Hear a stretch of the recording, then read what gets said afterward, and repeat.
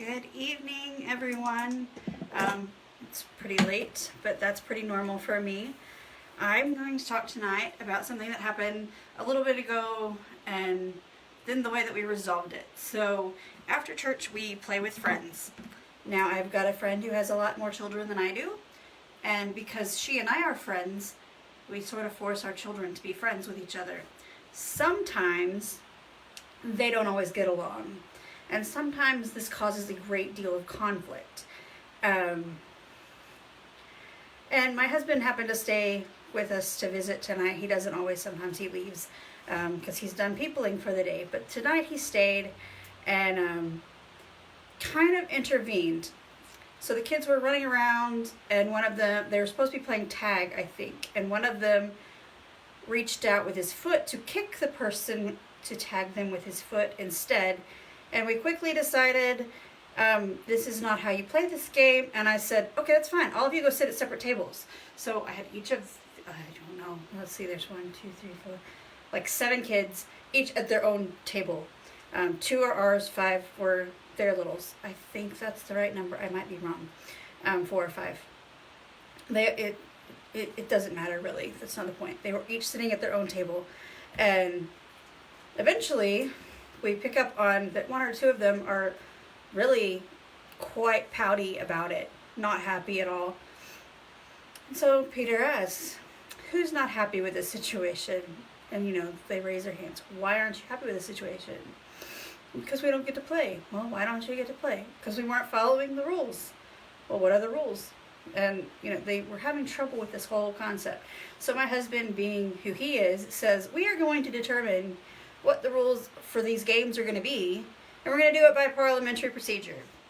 So these kids, oh, by the way, they're all homeschool kids, so this was totally just an extension of the school day for them because we teach in everyday things.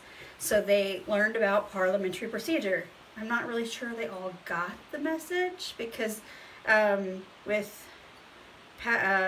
Peter asked for a motion, they kept saying random things, like one said dog, and one said, I want to do, and said something weird, not about what they were supposed to be doing. And then Madeline thought he was saying emotion. So she kept saying, I'm sad, I'm angry. So, just the way that kids hear things and understand things is really funny. So anyway, they got through the parliamentary procedure, figuring out what the rules were going to be. They all voted on the rules, and they all had to go by those rules. Now, as they continued playing after the fact, some of them figured out they didn't like some of the rules they'd agreed to. So one of the rules was you have to keep running, you can't sit down and take a break. And so one of them was like, I don't want to do that. I need to stop. I'm getting tired. No, you have to keep running. You agreed to this rule. Well, whose rule was that? That wasn't very nice. And, so then they said, we need to have another meeting to go over these rules again because we need to change some things. And so Peter let them do that. And then he said, he denied the motion because you don't change the rules in the middle of the game. So the lessons on the parliamentary procedure to take away from that. Parliamentary procedure is a rule of the majority with respect to the minority.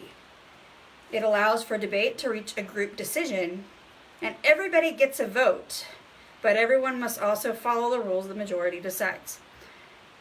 And so we continued talking about this even after we left because there's always more questions, and Dietrich has tons of questions because he's very logical, he thinks through what all the words mean, and he likes to know stuff.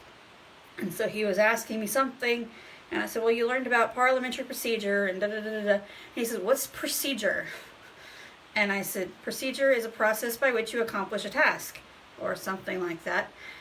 And he says, process, that's different from progress. So we, defined those terms as well.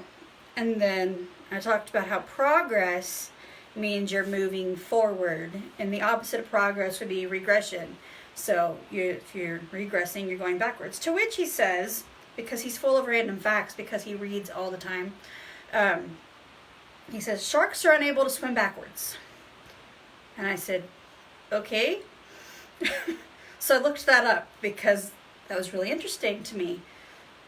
And so if sharks stop moving or are pulled backwards, they will drown.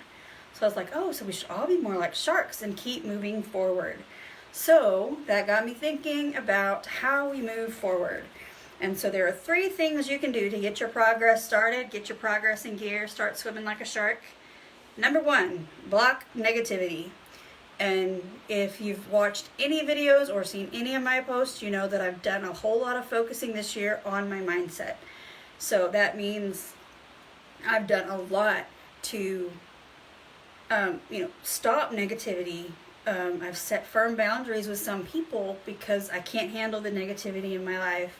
I don't want it in my life. I want to fill my life instead with positive things, positive motivations that will build me up so that I can do better. The second one is taking responsibility rather than placing blame. So part of the responsibility that I took this year was with some people. I did set some pretty firm boundaries, and I would like to say that I haven't fallen back on any of those. I have had moments, but for the most part I've kept those firm boundaries where they needed to be, but I still offer those people love, positivity, and I guess appropriate guidance where needed, but I don't take responsibility for what is theirs. And I don't allow them to place their blame on me. And I also don't blame them for anything going on if I allow them to violate that boundary. And then the third one is to live in gratitude. So there's a big shift in your attitude if you start being thankful. And it can be in big ways, it can be in small ways. I've talked before about how in our Rank Makers group, this is Wealth Wednesday, and we do random acts of kindness for a stranger. Well, in our team group, we do Wave Maker Wednesday. And you've heard me talk about how we're wave makers in honor of Ella and Aranza. So, living in gratitude, just being thankful, being happy, being in a good place. I shouldn't say happy, being joyful, because joyful and happy are not really the same thing. But that's a whole other video. I did find 10 other strategies to help you get unstuck and move forward. And if you would like those, please shoot me a message and I'll get back to you. Bye.